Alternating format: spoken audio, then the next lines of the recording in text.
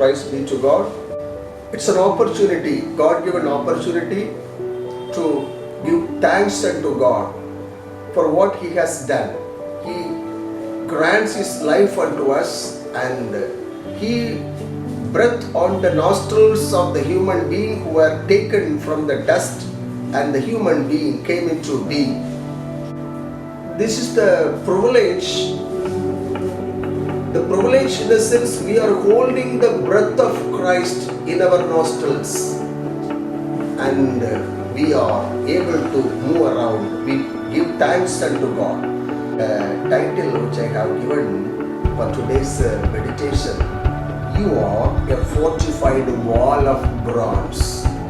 You are a fortified wall of bronze. Many people, we don't know our identity. Some people, we may feel that, oh, it is utterly waste. My life is not worthy. I don't make any difference in the society. But the life which is given by God is precious, and there is a purpose. And in spite of all the shaking reality, God installed His people unshakable people. We will never be shaken. That's how He has named us. You are a fortified wall of bronze, the wall made up of bronze. The solidarity is seen. Whatever the rugged wind and waves trouble the sea, trouble the boat, it will never be sunk. So we are named as a fortified wall of bronze. In the midst of opposition and tribulation, affliction, how God's people were protected in olden days. How God protected His people from all these unforeseen, unexpected situation or circumstances. He says to Jeremiah the prophet, Jeremiah, you are a fortified wall of bronze. He is every now and then he is weeping and he is troubled. And God says, you are a stronghold, fortified wall. Fortified wall in the sense, it's a strong tower.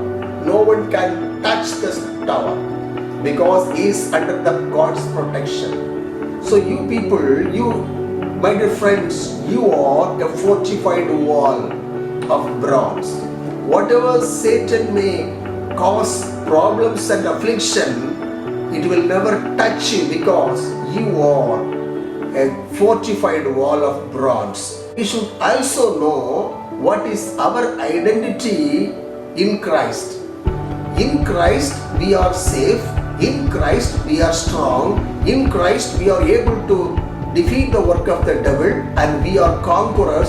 We are victorious, and we can say that I am strong, and I am made strong by the one who strengthens me, Jesus Christ.